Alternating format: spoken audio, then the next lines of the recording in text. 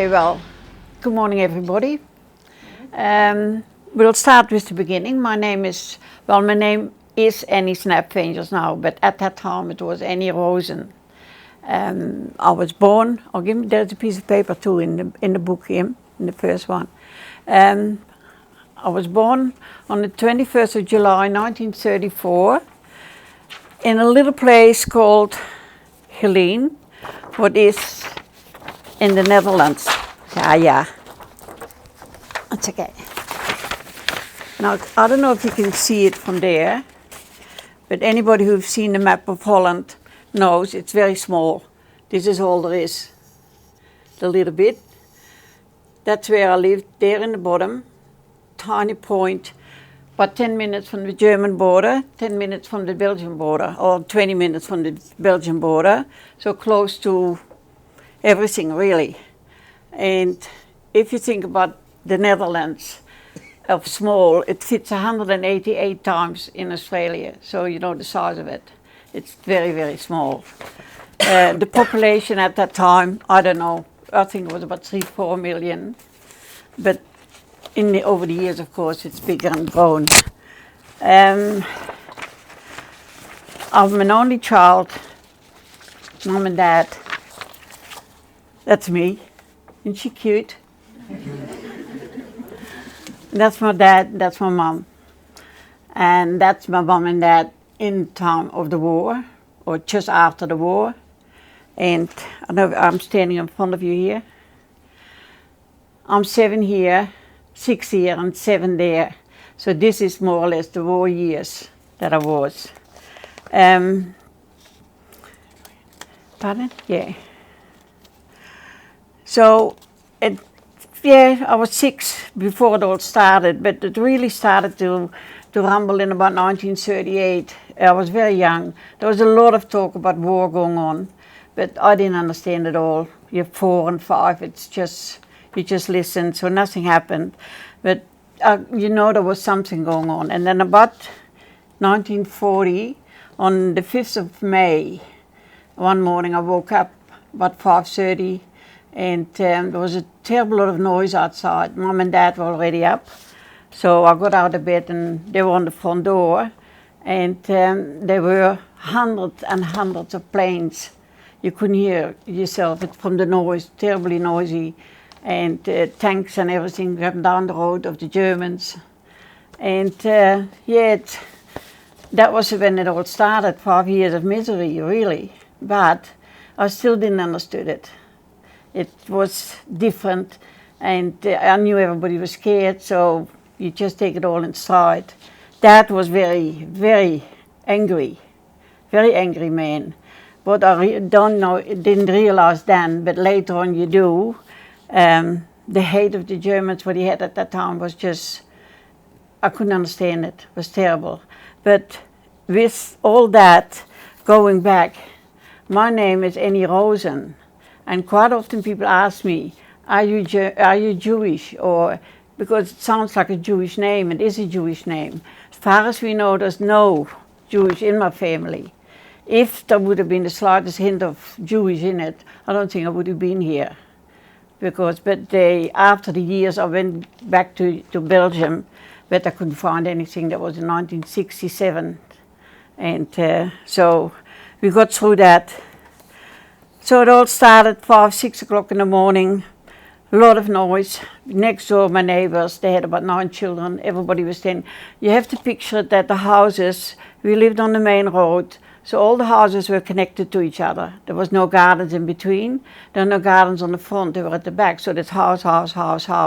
So everybody's standing on the street, there was a few shops here and there, and they had little suitcases with them because you were warned to get something ready. And but everything went peaceful. You had to all stand to attention, but that was what it did. So the first year wasn't too bad. Everything went smoothly, you didn't notice too much. They took over. Dad worked in a coal mine, where we lived, is the biggest coal mine of Europe. So everybody in that town, that was their job. They worked at the coal mine. But from the day on, of course, I was taken over by the Germans. So you didn't have a choice, you had to work. So he went to work, everything went smoothly. And yeah, so slowly on you got your restrictions on food, rations, all those things, but there was still no shortage. They still left us in peace because I think they moved more toward Germany and Belgium, where the fighting was on more. Not where Holland was so little, there was no fighting then, they just walked in. I mean, you know, there's no resistance there. So yes, and that went on for about a year or two, 1.5 to 2 years. And then you started to see the change because there was, you hear people talking and the students 16 and 17, they had to report because they had to go to work for the Germans. Not in the army, but they had to work for them. A lot of them, of course, were against that, but they went in hiding or anything like that. I had 2 nephews from Amsterdam. They came down to my place. They stayed there for months on end. What made it hard, because you only got your coupons for one family. Now, if you have to feed all 6 of them, it makes it very hard. So there was a struggle to find food enough for them. And yeah, well, in winter time it was. So, you know, one night, one of them, the only times they would go out was at night time. In daytime they would stay inside. And one of them came home with 2 chooks. Well, Mom was even going to ask where did you got the chooks from. But if you had chickens, you had to have them inside because you couldn't leave them outside. I mean, somebody would pinch them, and that's what happened. But we had a lovely 2 chooks, I mean.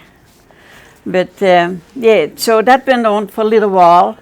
They stayed for about 6 weeks, and then they moved away. But I didn't know where they went, but I only noticed that Dad wasn't home very much. He went to work, but I couldn't figure out why he wasn't home, because if he worked on the weekends, he would get extra money, and not extra money, extra food, and he would get chocolate. And I mean, chocolate, we haven't seen chocolate for years when it all started. So on the Sunday, when it was payday more or less, I would walk towards the coal mine to meet my dad if he was there. And quite often I was very disappointed because I didn't get any chocolate. He didn't work, you know. So, you know, things went on. And then I knew there was something, but didn't know what. In the meantime, I was about 8 or 9. And one night I woke up. And first of all, we got calls out from the government and from the council. We all had to go to the marketplace. And the town hall was there with one of those balconies, and Hitler was there. So he gave us a big speech, and we all had to listen to that. He was only a very little man, not a very big man, big mouth, but a little man. That's all it was. So he yelled and screamed, and because the part of Holland where we come from, it's so close to the border, everybody nearly speaks German. So you understood every word he said, you know. And how close would you have been? He was in the balcony and you were just right nearby? Yeah, right? Yeah, on the balcony, and we were standing on the marketplace here. You know, you could see him and you could hear him. So, yeah, not very impressive. But there were quite a few other big ones who were, I don't know, I don't think you know them from here, it's Zuid-Inquart, and that they were from the north of Holland, more or less. Big German officers, and they were there. But, yeah. So then he told us that from the next day onward, everybody had to pass in their radios. Well, that's all we had, little radios. You know, the little, is it baccalaureate or whatever you call them, those radios they had. Anyway, so everybody had to bring the radios in to town hall. So we had a little billy card thing. He put a radio on it, and Mom and I went up to the town hall, took the radio in, and you had to put your name down, so they knew you were there. But in the meantime, Dad stuck 2 radios underneath my bed. So I slept on that.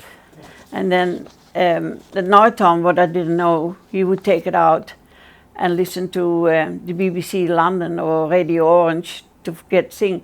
And then I realized there was some things going on. And he always told me, if you hear anything at night, don't get up. So one night I got up and I heard a lot of noise in the lounge because we lived level floor. And yeah, well, I was 10, 9 or 10, And I thought, well, you know, you had to get up and listen what it was. So when I stuck my head in the door in the lounge room, they didn't see me. There were 4 German officers in the lounge. Well, I was scared. Mum was there, and Dad was there. No, I didn't see Dad, sorry. Mum was there, and 4 German officers. Anyway, I went back to bed straight away. And the next morning, I asked my mum. And she said, you have to ask Dad. But Dad was gone for 2 days. So when he came back, I asked him what it was, and he sat me down, and he said, then he told me he was in the resistance. He was one of the people who helped a lot of Jewish people over the border to Belgium, France, and then to Switzerland. Once they hit Switzerland, they were fine. So that was just him. There was about 8 or 10 of them in our town who were in that group. So it was very dangerous, and he told me I was never, ever allowed to say anything. He said, because if you do, I'll get shot. Well, I just kept my mouth shut, didn't say anything, and just listened what I heard here and there. You're still young, you don't understand it all, but later in life you realize what it all was. Anyway, so that was hard. He went away again and came back again, but every time that he took off work, that he said he was sick at the coal mine, there 1 or 2 days, and I would send the doctor out to check on you and write it down. So that particular day, Dad was gone again for 2 days, he wasn't there, and we got called out of bed about 2 or 3 in the morning, big knocks on the door, and Mum and I jumped out of bed, and there were 2 German officers on the front door with one of those controlling doctors from the coal mine. And they came in and they said, well, they wanted to know where Dad was. Well, we didn't know. So they put us in the hallway against the wall and held the guns at us, and we had to tell them. But they kept insisting, but we didn't know. We didn't. It only through the other man who was with him, the doctor, that he said, they don't know. It's no use asking that they turned around and went away. Otherwise, I think we would have been shot, but we didn't know. We honestly didn't know. So there was one episode. Anybody doesn't like history, too bad.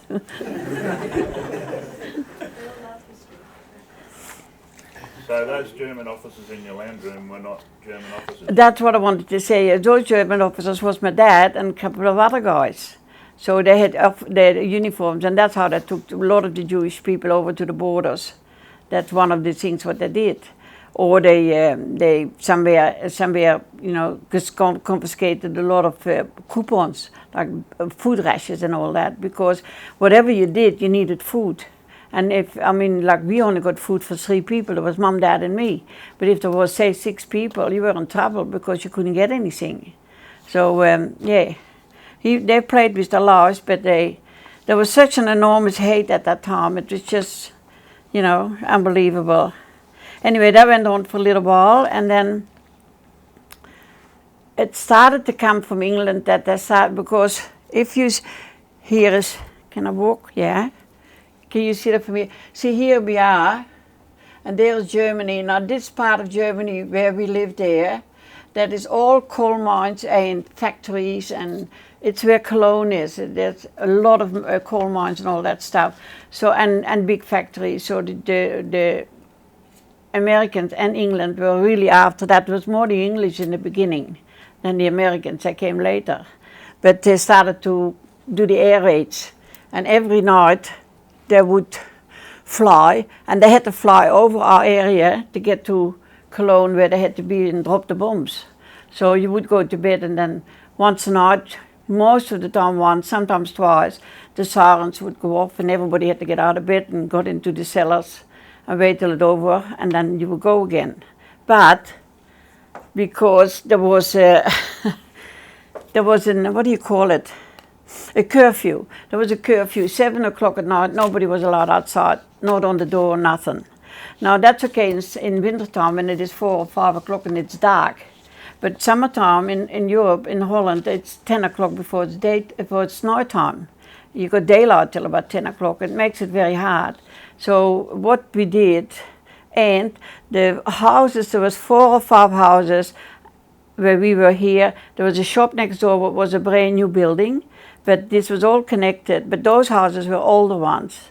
Now one night we had a massive big bombing raid, and that happened because they said it was a mistake. They thought they were over Germany, but it was the coal mine where we were. So they dropped all the bombs there. Well, the town got flattened. It was pretty bad. We were all in the cellars under the house. We had cellars, and we were in there, and we couldn't get out because the doors were jammed, and Dad got us out eventually. It was horrific. So after that, every time there was air raid at night time, what they did, first of all, to get through the nights, that the light out outside the door at 7 o'clock, my neighbors on that side and the neighbors on that side of those people, they made a hole in the wall, in the wall, and then at night time, when it would be 7 or 8 o'clock after dinner, they would call through that hole, and then we would play cards or whatever. It was time to go to bed, you all call back through that hole again and go, Something to do. Yeah, well, that was the only way we could pass the time. We didn't have TV or anything. And radios, we didn't have any radios either. So that was before that, but then it started with the bombing raids, and because those houses were older, they all decided to go into the cellar of the neighbors next door. That was the shop, and it was a brand new building and pretty solid. So 1 or 2 o'clock in the morning, whatever it was, when the air raid started to go, you grab whatever you got.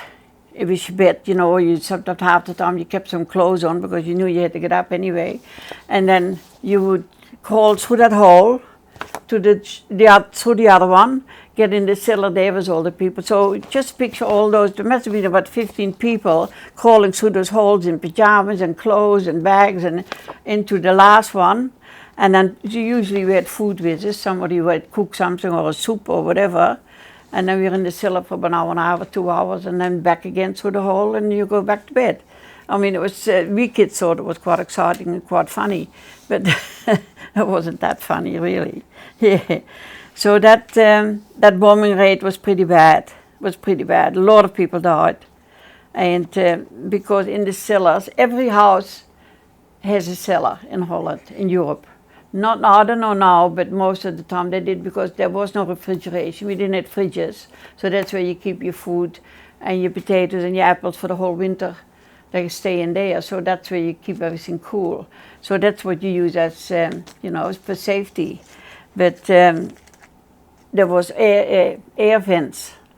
So when we were in that cellar, the only thing we could see was fire everywhere. Well, the only thing we saw, the houses on fire too. Lucky we missed it. There was no fire. But all around us was everything bombed out and flattened, and yeah. That was it. So then with the Jewish people, yes. On the corner, on that side, there was a little shop. There was a little street. There was a shop, and a friend of mine lived there. It was a Jewish family, and they had a haberdashery, and her name was Agnes. Little girl. She was my age. We were friends. And one morning, the morning sometime, a big truck came, and they just loaded the whole family, mom and dad and the 2 kids and the grandparents, onto the truck, and never seen them again. That was it. They left. I was standing outside when it all happened with Dad, was there, and my mom. And I remember Agnes waving at me, but we never saw them again. And I was very upset, very upset. Dad took me on the side later on. He didn't tell me what happened. He said, but he just calmed me down a bit, and he knew what happened. He knew what was going to happen. But the whole family, just one of them. And then I had an auntie of mine, Mom's sister. She lived in Amsterdam, and she was engaged to a Jewish man, and she hid him for 2.5 years in the roof. They made like a little room in the attic, and he was there for 2.5 years. Now, when the war finished, they got us. Here's where we lived, and they got as far as Arnhem, what is there, and that's where they stopped. They couldn't get any further, because on that part of Holland the Germans were. On this side there were the Americans and the English. And they couldn't get any further. They blocked there from October till May. That was all completely blocked off. There was no food coming in, nothing at all. That was the worst winter we ever experienced. And those people were eating tulip bulbs, quite a lot, to get a bit of food in it.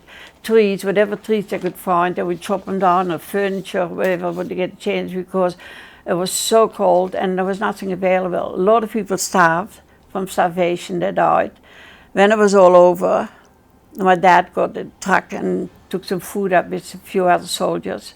And they found my auntie when she was like that. I mean, a bit more longer, and they all would have perished just from starvation. It was terrible. But anyway, that's still then. But this went on till about, where are we? Did you change anything? Yeah. Yeah, this changed till about here. And then it slowly started to come up from Belgium, they came up from here. So they slowly on, they worked their way up here, what took till about September. And then they got into, where are we here? The 14th of September, they walked into a town only a few kilometers from where we were. The 16th of September was 2 days later. They blew the bridge up, and the Americans put a bridge over there, over the river to get over. That is in Maastricht. Now, I don't know if anybody ever heard of the name Maastricht. It's, yes, ever heard of it? Yes, the name of the town, yeah. And they came into Geleen, where I lived, on the 18th of September. That's when they came in. But before that, 2 days before, can you see that from there? Yeah. That's how they escaped here, the Germans. They took anything with wheels, bicycles, billy carts, anything that you could find that could get out. And they just took it, and that's how they tried to escape back over the border to Germany, because it was nearly all in walking distance anyway. Is that the German? Yeah, they're all back, see, with all that. So that's when we got freed, on the 18th of September. And yeah, that's me. On one of the tanks, one morning. They came in the morning. We were in the cellars for about 2 days before that, when this was all happening. We were in the cellars because there was still a lot of shooting and that going on. So, but the morning when they came in, of course, we all went outside, and the tanks came down, and the Americans with the tanks, and everything was flying, chocolates and cigarettes and chewing gum and you name it. First things I learned was cigarettes, chocolate and chewing gum. So, but then we got food. I mean, we got a bit of food anyway, that was nice. So that was very exciting, very exciting. I mean, it's everybody just danced and till halfway through the night. And then things not calmed down, because it was still very hectic. They still had to go all the way up to Arnhem. And that, we were free, but on the top of Holland they were not free. And then after, you take that one down. That one? Yeah, wait a minute. After we were freed, the next day, there was the people, some of the people from Holland, from Geleen, especially the men, they would pick up the women, the girls who fraternized with the German soldiers. What happens anywhere? Anyway, they got picked up, and that's how they picked them up here. They loaded them on a truck. It was horrible, actually. Put them on a truck, and then took them to the marketplace, and they shaved all the heads completely off, all the hair off completely, and a lot of them painted a black swastika on top of their heads, out of punishment of degrading them, whatever they did, that they, fraternized with the Germans. So, I mean, it's a horrible thing. And it's the same as here. One place, that's not that far from us, Valkenburg, there are caves there. I don't know what you call it in English, we call it the catacomben. They're caves, they've been there from out of the Roman times. And they still use them for tourism and all that stuff. But a lot of the Germans were hiding in there, a lot of them. So they got them out there, and they were prisoners then. So you can take that off now. Yeah. Anything forgotten, Libby? I can't remember. When the Germans came and asked them for chocolate in the toilet. Oh, that's interesting. Yeah. See, and there is, you hang it up there. They, when they were there, the Americans and the English, they put a piece in the paper with some English phrases, because there was not many people who spoke English, only a few of the younger ones who might have taught a bit at school, but the older people couldn't speak a word of English, so you have to have a look at it later on. They got some phrases there, things you had to ask and that. And one morning we had a knock on the door too. There was an American soldier on the door. And we had a lady living upstairs who spoke a little bit of English, and she opened the door, Mama opened the door, and he said he wanted a girl. And she said, well, we haven't got girls here. And he said, I've got girls, he said. And he had those jackets on, you know, those bomber jackets, full of chocolate and food and everything. But I went down to have a look where he was, and I looked down, and that was the first time I saw a black man. I never seen a black person. I saw him in photos, but I never seen a black person, so I was stunned. Big black guy, you know, and yeah. And we didn't have TV, so we didn't see that. We didn't see those things. So so that after that it was all really slowly on getting back to normal, what took a long time. And then in May, the 10th of May, it was all finished. That's when the war was finished. And my dad went from the resistance, he went into the Dutch army. Anyway, and so he was in the army then. That's where the photo is with the uniform on, with my mum. And so we still didn't see him much, he wasn't home either. But he, and then after all that, he got killed in a car accident on the 28th of August, it was only a few months later. After all he did in the life he played with and the danger he went through, he got killed in a car accident. I mean, it's just, you know. But that's how life went on. I mean, it just... Well, I think that's about it. Any questions further or anything like that? You got any stories about your school life? Oh, that's a funny one too, yeah. Oh, yeah. You can pick it up for me now. Yes, well, when the school went on normal,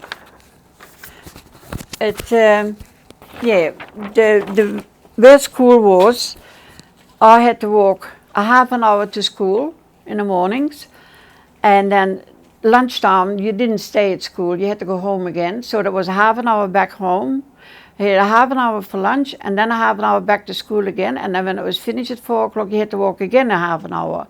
So we did quite a bit of walking. What is okay in summertime, but when the snow is a foot high, I mean, it's a bit of a different story. I mean, it makes it a little bit harder. Now one day my neighbor, actually one of my neighbors, they had 9 children next door, those people, and one of them was my girlfriend Minnie, and we went to school, and we had to walk. That was during lunchtime, 12 o'clock or 1 o'clock, and we had to walk over the marketplace to get to the other side of town. And while we went on the market, just before the air raids went off. And we were on the other side, and we thought, no, we're not going to stop anyway, we're running back home. So we ran back over the marketplace, but the police station was there too. So there were 2 policemen who saw us running, because while we were running, the bullets were nearly flying around our ears. They grabbed us into the cellars and waited till it was over, and let us get out then and go home. So when we got out of the cellars, they just brought one of the pilots, what they shot down. It was an English pilot, what they shot down. They just brought him into the police station. So and then we went home. Mum was, of course, beside herself. She didn't know where we were. But yeah, it's dangerous, but you don't see the danger. You don't. When you're young, it's different. We just wanted to go home. We didn't care about bullets. We just kept running. I mean, so at school. And then when the war was over, or when we were free, it wasn't over.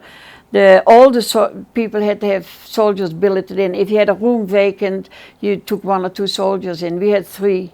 and all the schools were full of soldiers where they stayed, slept and that. That was in the middle of the winter.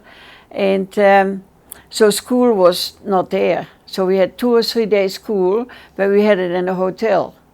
And yeah, well, I mean, what do? You got 2 hours or 2.5 hours. It's more fun than anything else. There was not much schooling going on then. I mean, it was different. So yeah, times, it took a while. It took a year before everything settled, really. And then, you know, rebuilt everything. Very nasty memories there were. Like one family with the big bombing raid, a family of 8 people got wiped out just around the corner. The man wasn't home, and yeah, the whole family, wife and kids and all. You know, it's horrible. Life goes on. I went to high school after that and finished my high school. And yeah, it's not like now that we went to school till we were 15 or 16. At that time, it was not as much that you go to university and colleges like this now. I mean, it's quite normal now, you have to. But then in the days, it wasn't. So when I was 15 or 16, I finished school and started to work, went to work, and yeah, quite enjoyed it. And then when I was 19, I got married. Oh yes, and in the town where we come from, there is one of the biggest war cemeteries. That is this one here, that one. It's absolutely magnificent, that one and that one. There are, what do we say, over 11,000 graves, just from English and Americans. And that one is in Henry Chapelle, that's in Belgium. It's a smaller one, but it's very, very big too. And there's quite a big one too in France, where I go last year, I think they went there. For, just a massive white crosses. Oh, and it doesn't matter. It doesn't matter if you look on this side, or you look like that, or you look like that. All those crosses are all in a line. It doesn't matter which way you look. It's straight lines. It's just perfect, beautiful. And all the names, are quite a lot of them with no names on it. They don't know who it is. And the Jewish people have the Star of David on it, so you know there's a Jewish person buried.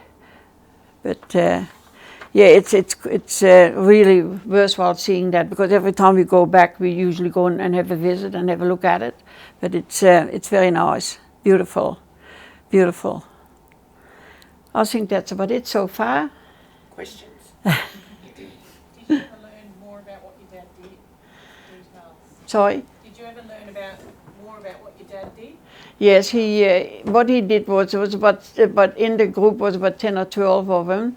They would be, that's the resistance, and they work with the underground. And they know if there's people who wanted to escape, like Jewish people, and they would take them at night, and God knows how he did it, I don't know. But I know they take them over to Belgium and off to France, and then somebody else would take over there and take them to Switzerland again. Once you hit Switzerland, they were free. Switzerland was neutral. So once a day. Trucks or? Yeah, cars or trucks. Yeah, they couldn't walk that far. I mean, there would have been a car or a truck or something like that, you know. He came home a few times and he was quite upset, so he must have been a bit of a horrific trip. But he never told me much, because I knew enough, and he didn't want, I don't think he wanted me to know. You know, I'm a child, I mean, you know. So yeah. But the sad part was that he only lived for a few months after that, and he got killed in a car accident, what I thought wasn't very fair. But anyway, yes. So, okay.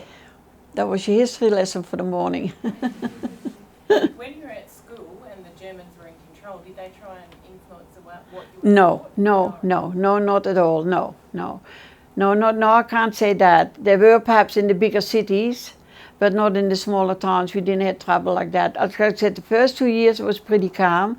As a child anyway, it was pretty calm. I mean, I could see that all the people were upset and there were things happening, but we didn't know, but they never interfered, no. Not that far. There were some things, there were some songs you were not allowed to sing and things like that. You know, like you're not allowed to sing the national anthem and all those things. But for the rest, no, they left you alone. Yeah. So, But it's like, I mean, it's my story, but there's people who have stories that are much worse than I have. I mean, it's everybody's own feelings, yeah. Was the Netherlands considered part of the Reich, or was it just an occupied territory? So the idea of Great Germany was if Hitler had won the war, would the Netherlands have been absorbed into Germany? I don't know how that would have worked, because if you go back into history, the Netherlands was belonging to Germany years and years ago.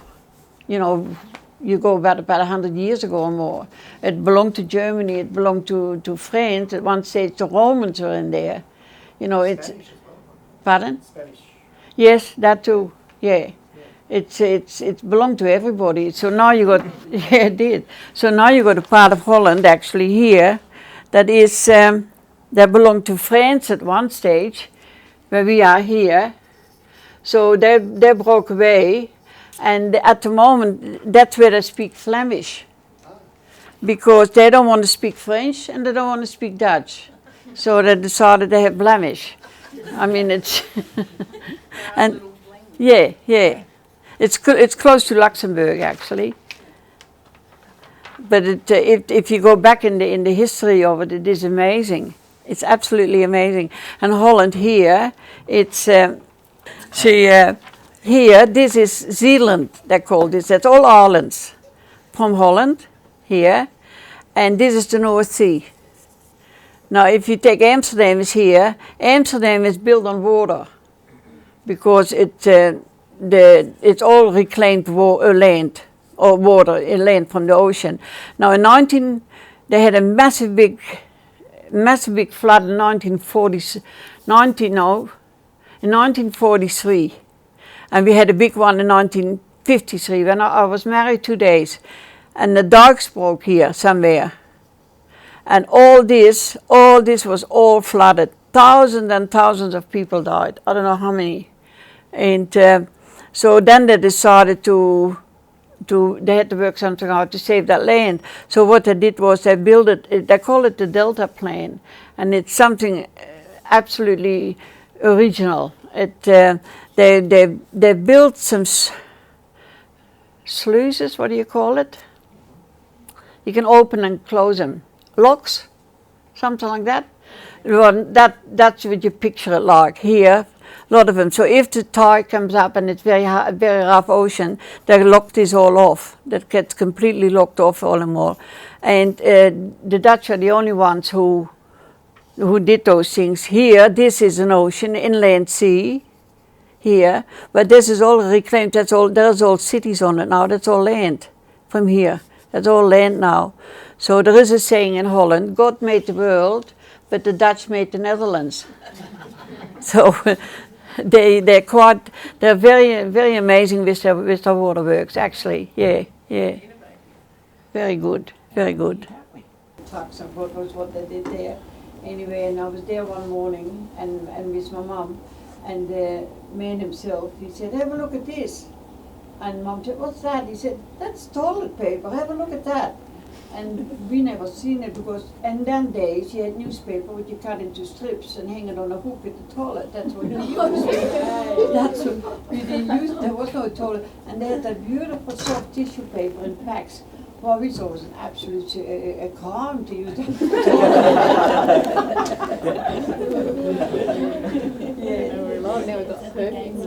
And the first time we got from the soldiers, we got some white bread. And we thought it was cake. We just treated it like it was white bread, because for years we had bread what was when the bakers got the flour from the factories while the Germans were there, that had to be sifted, and then the good flour where they made the white bread of, it went to the Germans, and we would get the stuff what is left over, and you get that really grey dull bread, and it wouldn't rise, and sometimes it was only half cooked. Well, that's what we had as bread. So when we got the white bread from the American, we thought it was just was cake. It was beautiful. Yeah, you get spoiled. No, the toilets. Yeah. When did you come back to it? Like, when did you come to Australia? When did you leave? I left in 1960. we had 5 children. Irma was about 4 months at that time. And so we came in 1960. Sorry. And yeah, and then I had 2 more children here, so I was 7. We lived in Casino. We went from Sydney to Casino. Yeah, that was a trip and a half too. We left Amsterdam with 5 children. Took us 3.5 days. The plane landed about 11 times. And I don't know, I got one of those propellers, I can't remember the name of it. And so we got in Sydney about 7 o'clock at night. And my brother-in-law, who migrated 10 years before us, so I never met him. He was already here when I met my first husband. Anyway, so he picked us up at the airport, and there's a man standing, you know, and my husband was only 17 when he left. So there's a 6'6" man with 5 kids standing there and a wife. So we had to rush to catch a train in Sydney to Casino, but it was another 10 or 12 hours at that time in the train. And that was the old steamer. That was not like now. No buffets or anything on it. And it was in the middle of the winter, the 28th of June. Anyway, and to keep warm, they would bring in a brick and put a big brick wrapped in something you put on the floor and you put your feet on to keep warm a little bit. But, and every time the train stopped, my husband would fly out with his brother out of the train with the bottle to the office and heat the bottle up for her quick a little bit. So, you know, she had a little bit of milk. That was a 12-hour trip. And then we got in Casino, and I couldn't speak a word of English. Nothing. Anyway, so they picked us up, and we lived with my brother-in-law for a couple of months, but I was there for about 2 or 3 weeks before I went the first time into town. Anyway, and my mom was still alive then. Anyway, and I wrote a letter to my mom. I feel like I'm playing a part in a cowboy movie. There's guys and horses, and they've got all those big hats on, and they tie the horses outside on the pub, you know, on the thing. It was one of those westerns. Yeah. So then we bought a house in January, and my mom was coming because I was an only child, so there was nobody else there. So she booked the plane for the 7th of January to fly out to Australia, but she had a heart attack on Christmas Day, so she never made it. So I never seen Mom. Yeah. So I was in Casino, 6 years. 67. Yeah, and then we came to Sydney, and Sydney for 22, and then we came to Tamworth. Yeah, never looked back. No. Tell them your plate story. That's a funny one. Yeah, I couldn't Or speak. would you like me to tell it? Yeah, you can tell. Mum couldn't speak English very well, so she's been invited to parent-teacher night, and they've said, bring a plate. So guess what Mum took? A plate. Nothing on it. She thought that they didn't have enough plates. Well, Had food, I but could not read. enough I could plates. read the paper and it said coffee and tea provided. Bring a plate. I did. Brought a plate. How embarrassing. I walked into the hall, and I knew the only thing I went to that meeting with. I knew there was a Dutch nun, and I thought, well, if I get stuck, I knew a little bit of English. She's there, you know. So I walked into that hallway, and there was a table set. There was all that food on it, and I looked and I thought, oh God, I think I did something wrong here. I took one look at that sister, and I've never seen a nun laugh like she did. She laughed, honestly. Oh, Annie, she said, you look so silly with your plate. But brought the eyes, it was fine. Sorry, They're traditions, what you don't know. I mean, you know, you don't know those things. You know, same as, I mean, you know, in Casino, I mean, you didn't know any English. You just muddled through it. So what I did at night time, they all went to, no, she didn't, but the other ones, Paul and Mary, they went to school. So I sat down at night time and did homework with them. So while they did their homework, I taught English and the radio. And Mum is actually a better speller than most of us kids. Interesting. But I She's still had have to my learn it. accent, so can't get rid of that. Sorry, I just had a question just for you. This is something that the year 10s especially look at a bit later and early next year in English, about what it was like for you trying to, I suppose, grow up in Australia but still learn the heritage the from Dutch your mum, heritage. and you try and not assimilate, but, you know, fit in with at school and. Yeah, we did get you did get bullied because you had a different name, but we had the name Snepvangers, and here you were in Australia and like you were Smiths and James and whatever. But yeah, Mum and Dad kept the Dutch. I used to always say to Dad, "Can you teach me how to speak Dutch?" Yeah. So Mum and Dad spoke Dutch to each other. We all learnt it through them, but we never spoke Dutch at home as in a family, did we? Not much, no. Because I mean, Mum needed to learn English as well. That's So what did Dad. Yeah, that's what happens quite often with Italian families and Greeks. They speak English. The kids speak English, but the mom and dad don't, because when they come home they still speak constantly Greek or English or Italian, and that's fine if you can do both languages like that. But half the time I know people who are here for 40 years, Italian people, and honestly you still can't understand them, and I didn't want that. I wanted to.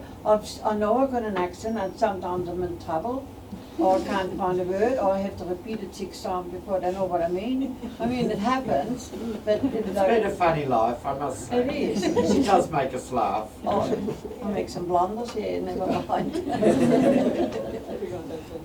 Yeah, no, Mum and Dad did have the English at home for us to all speak. Yeah. Because I mean, they had a business as well, so they had to. But yeah, we can speak Dutch when our relatives and that come. Not as fluent as Mum, but yes, we can all speak Dutch, which is nice. And the grandkids or whatever, you teach them little bits of Dutch, and they'll say that to us, but they couldn't speak fluent. But we do keep that bit there all the time. That bit of heritage, Yeah. Yeah, you keep that. I mean, if I have to speak Dutch, oh, sorry. You're the teacher and you Yeah, left your sorry. phone on. Oh, very well. That'll stop.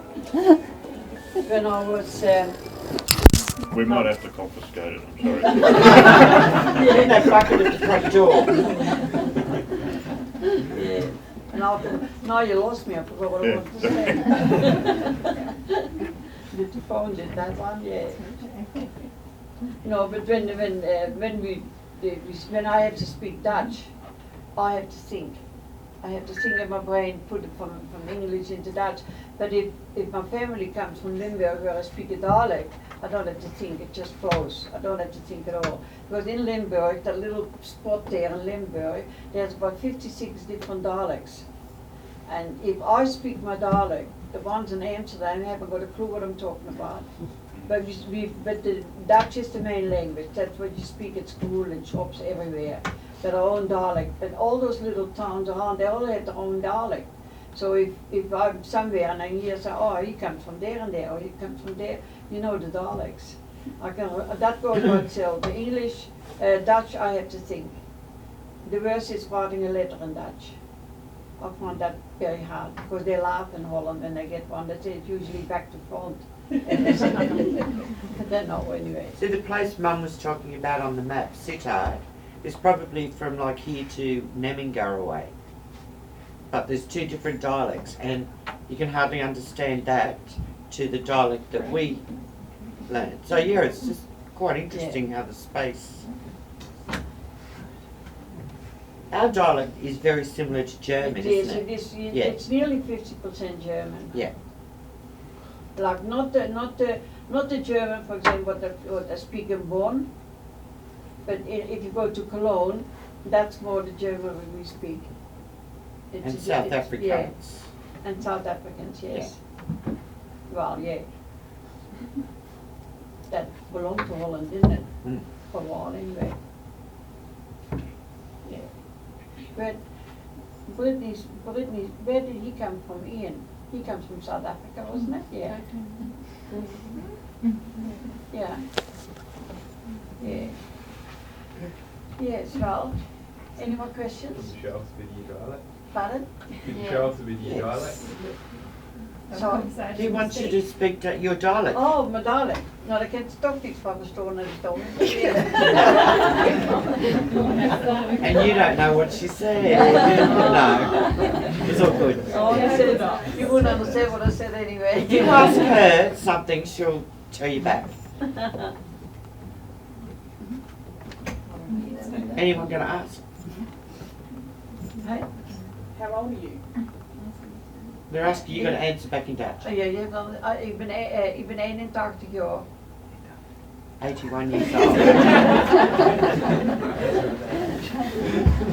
She just said she's 81 Yeah, years so old. that's what I mean. Ik ben 81 jaar. Now if you say it in German, ik ben or whatever it is. It's half Dutch, half German. Yeah. 28. Yeah. German too.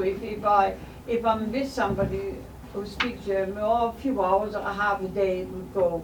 But if you put me in front of a German now, you don't. It has to click for a little bit, and then it will work again. French is something I get stuck with. We went, like with Horst, my husband, the second husband. We went to Holland or to Europe in 1990. Anyway, and we, of course, Horst doesn't speak a word of Dutch. Anyway, so in Holland that was okay, I kept translating, and that's okay, but by the time you go to bed at night time, you're exhausted, because your brain has to go in 2 languages all day long. So that was okay, that was all right. Then we went to Germany, and we were right there. I had to translate from German into English into Dutch, the other ones. But then we went into France for a week to Paris, and that, that's where I got stuck to. I mean, that I couldn't do that. Yeah.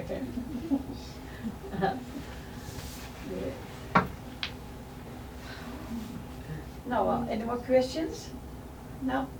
Did your auntie's boyfriend, Jude, did he survive? Yes, he lived till he was 84, and she died when she was 92. Yeah, they got married after the war. They got married. Yes, he was was a nice man. Yeah, that was a big thing for her. She worked because she had to work. So he was on his own in daytime, but he would never.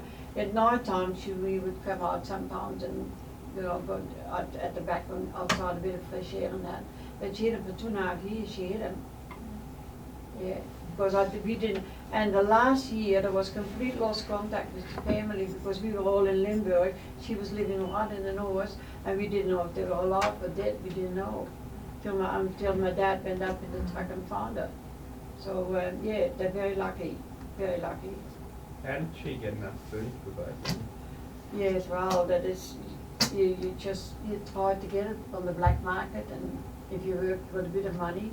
Like I never remember the last couple of months, Mom would go to the farmers. And it was lucky it was only me, and in them days, like 10 gulden was like a fortune.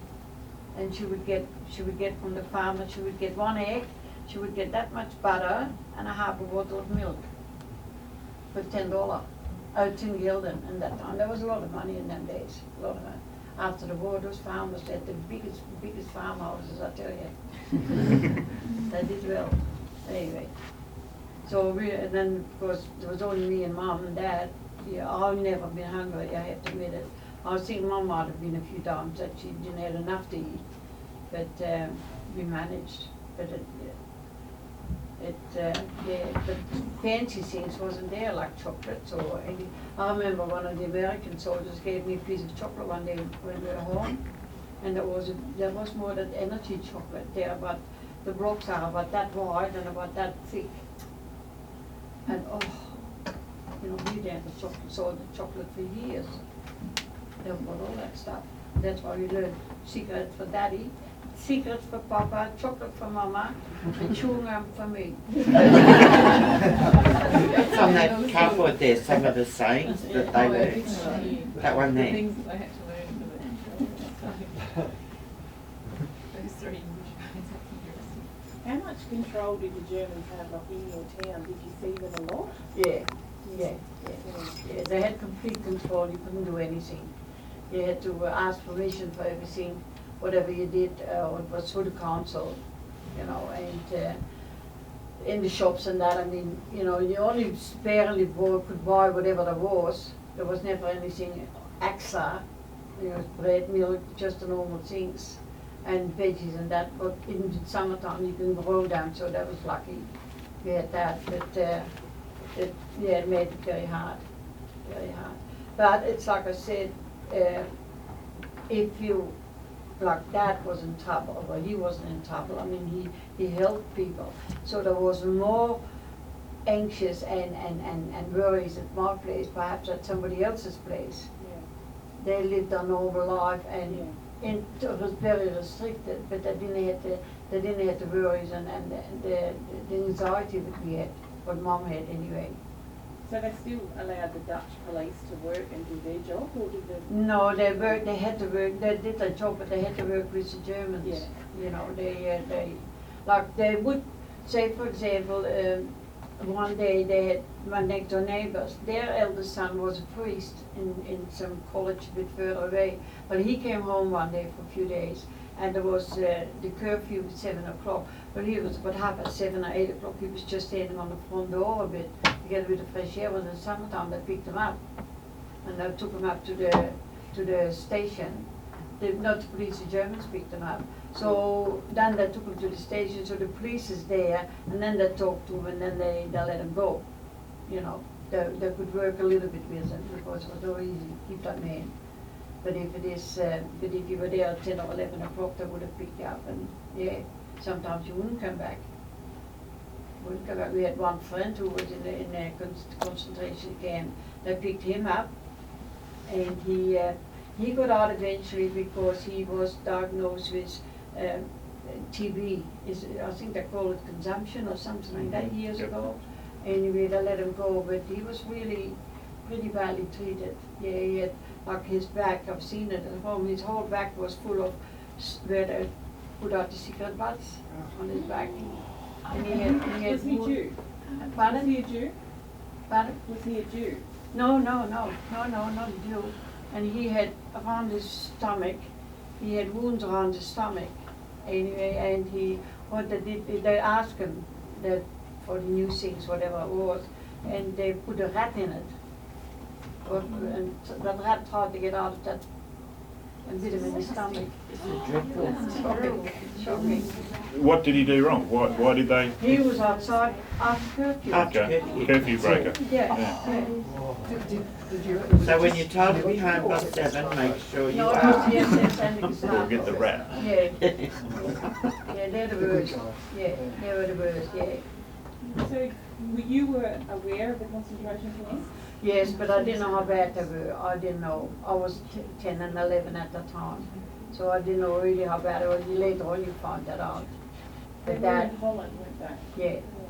But in Holland itself there were no concentration camps. I always take them over the border to Germany.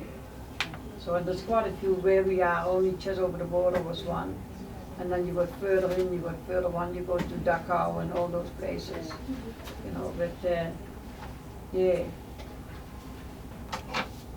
But I've never been back there, I haven't seen them. I don't know. Some just a place I don't want to see.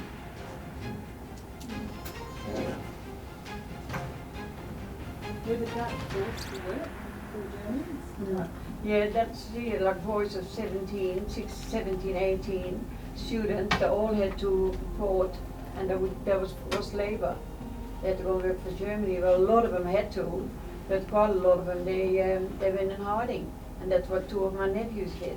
See, they went in hiding. And then they were at my place for about 6 or 8 weeks. And then Dad took them somewhere, so I got a feeling he might have taken them over the border somewhere and got away. But, because if you get them, yeah, they had to go. Because one of my husband's brothers, he had to go and work for the Germans.